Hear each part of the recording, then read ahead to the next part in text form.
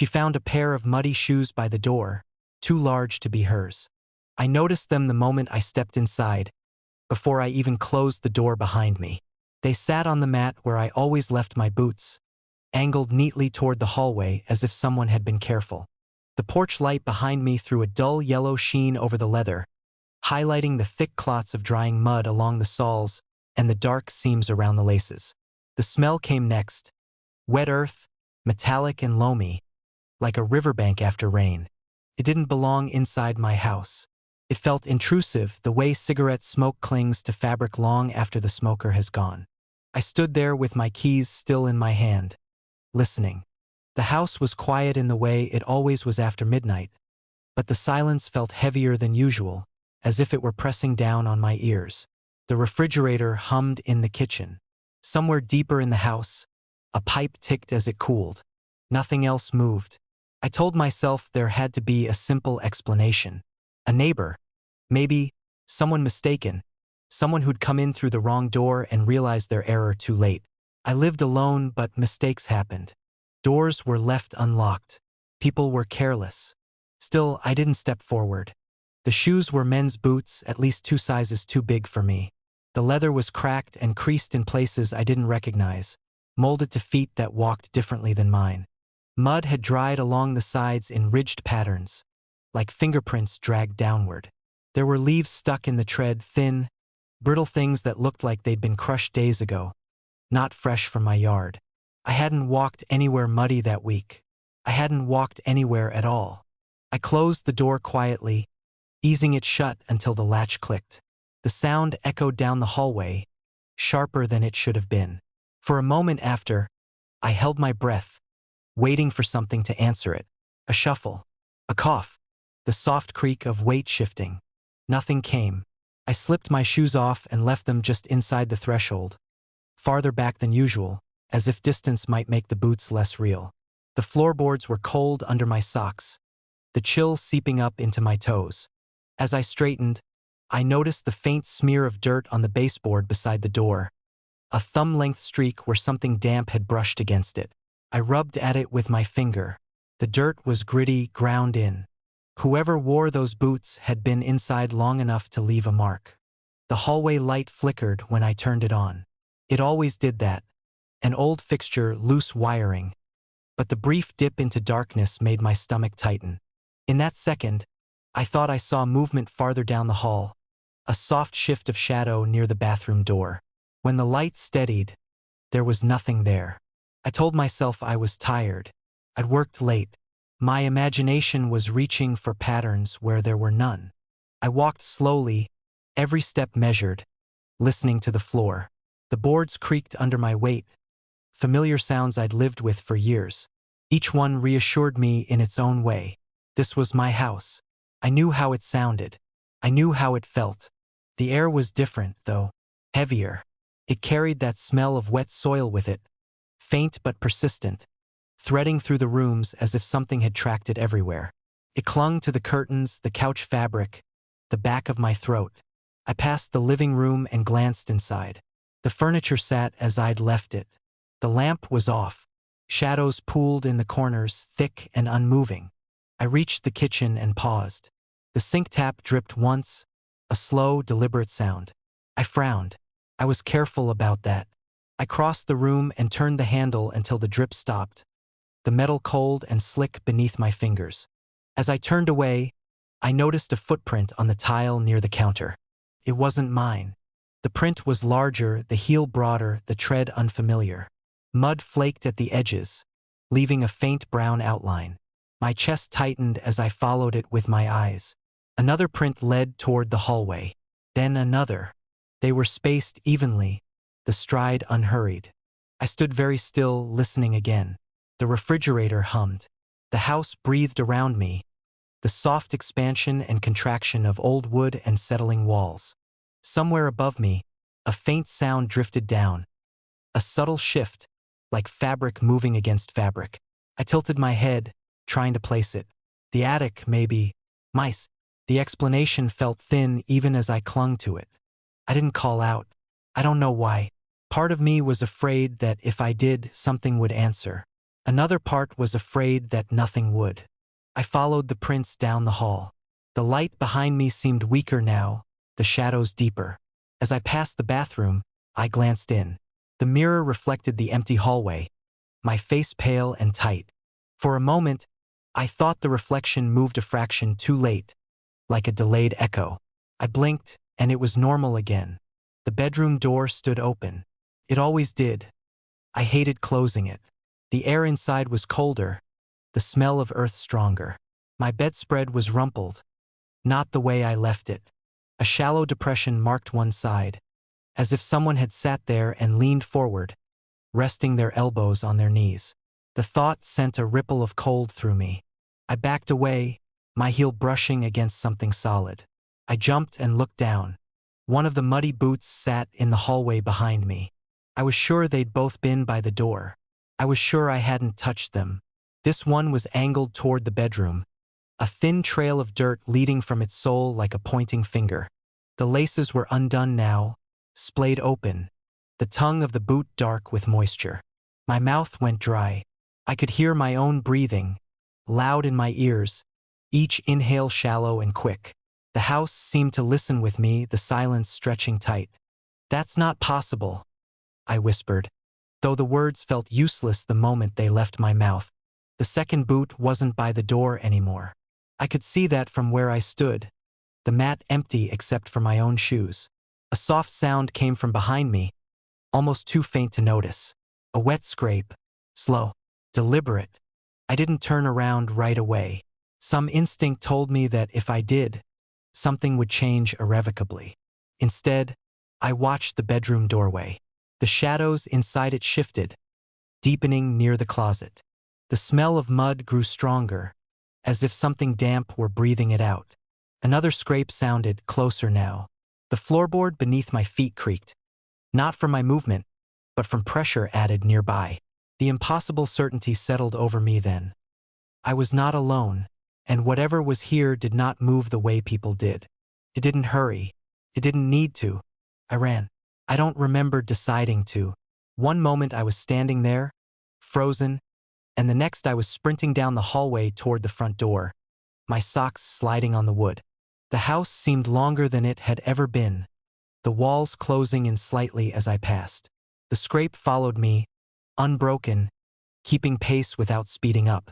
I reached the door and fumbled with the lock, my hands shaking so badly I dropped my keys. They clattered to the floor, the sound deafening. As I bent to grab them, I saw both boots standing side by side again on the mat. They were clean. The mud was gone, the leather dry and polished, as if they'd never been worn. They were positioned perfectly, toes pointing inward, waiting. Behind me, something exhaled. The breath was cold and smelled of rain-soaked soil. I fled the house barefoot, not stopping until I reached the street, the night air burning my lungs. I didn't look back. I slept in my car until dawn, watching the house from across the road as the sky lightened. Nothing moved. The front door stayed closed. In the morning, I went back with a friend. The house was normal. No footprints, no smell, no boots by the door. We checked every room, every closet, the attic. Nothing. I moved out a week later. Sometimes, though, when it rains, I smell wet earth in places it shouldn't be. Elevators, hotel hallways, unfamiliar living rooms.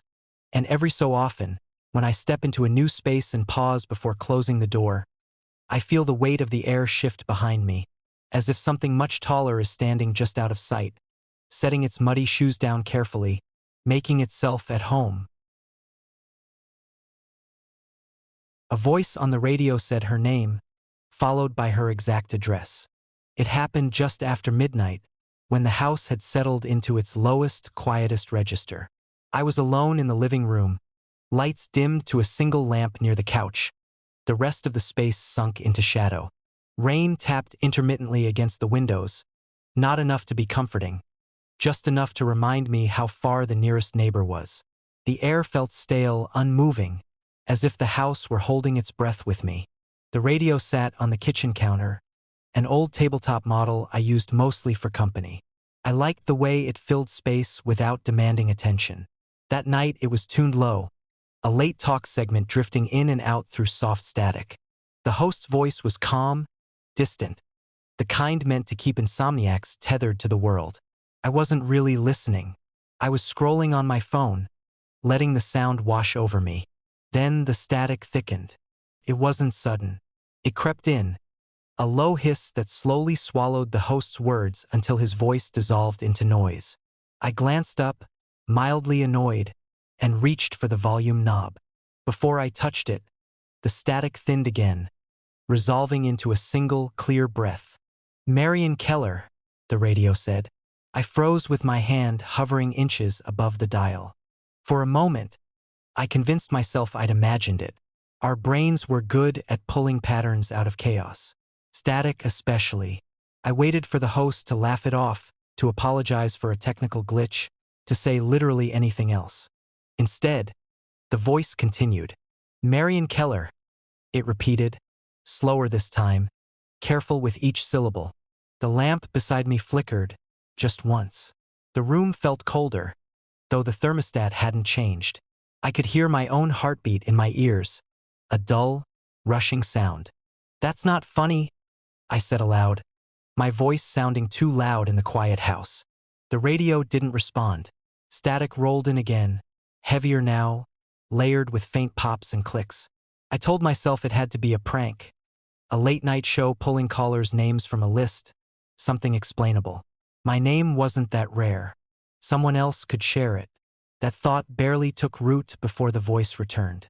1842 Grayson Lane, it said. My address. Every hair on my arms lifted at once. My stomach tightened so abruptly it felt like I'd missed a step on the stairs. The voice wasn't distorted, not menacing in any obvious way.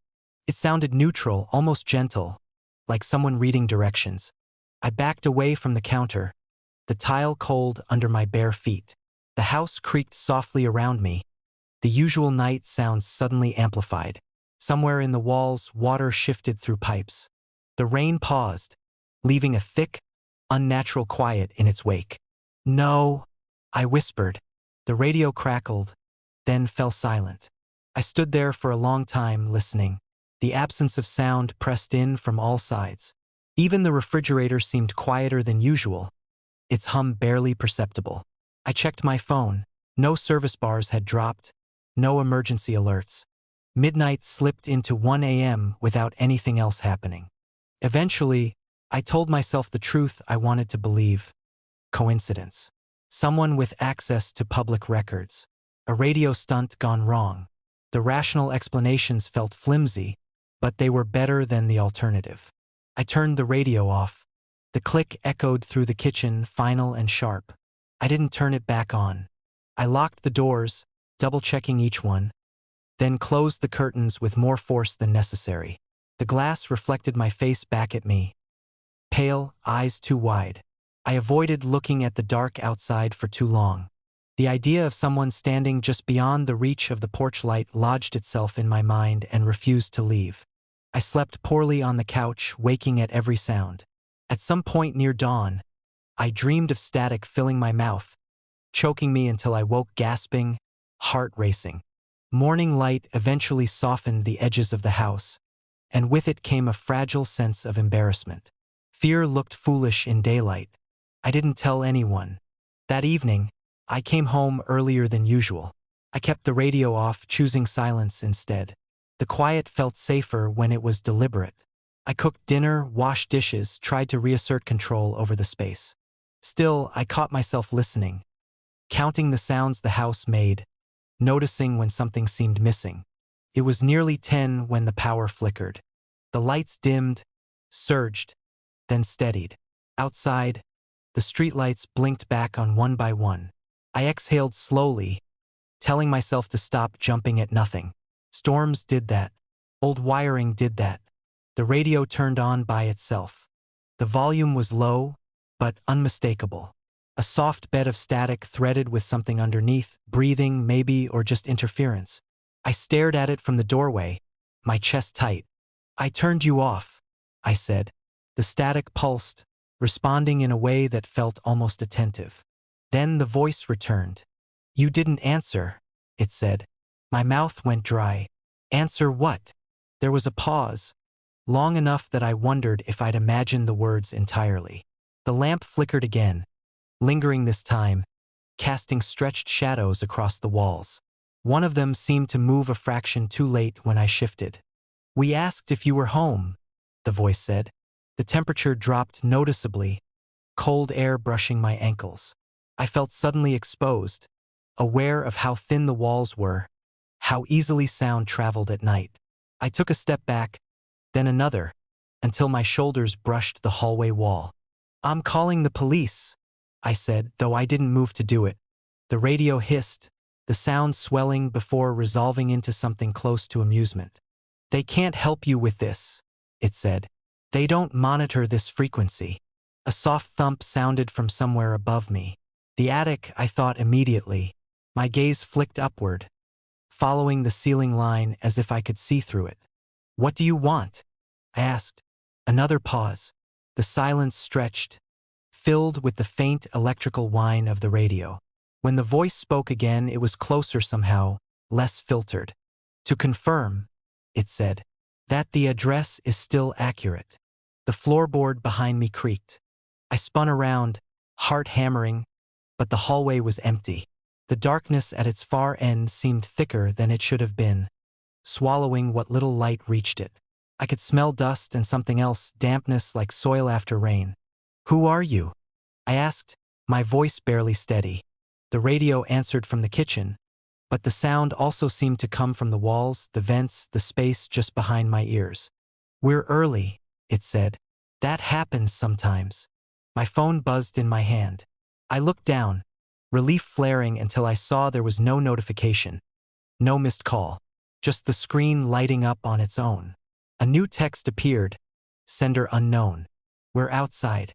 I bolted for the front door, not thinking, just moving. The porch light was on, illuminating empty steps and wet concrete. No cars, no figures. The street was still. Behind me, the radio spoke one last time. "Thank you for confirming your location, Marion Keller," it said. "Please remain inside." I slammed the door and locked it, backing away as the radio dissolved into static again. Then silence. I didn't sleep that night, or the next. I left the house 2 days later and stayed with a friend across town. I unplugged every radio I owned. I changed my number. I tried to believe distance would help. But sometimes, late at night, when everything else is quiet, I hear faint static bleeding through speakers that aren't turned on. And once, in a motel room 3 cities away, a familiar voice murmured my name through the television, followed by an address I hadn't memorized yet. But somehow it already knew.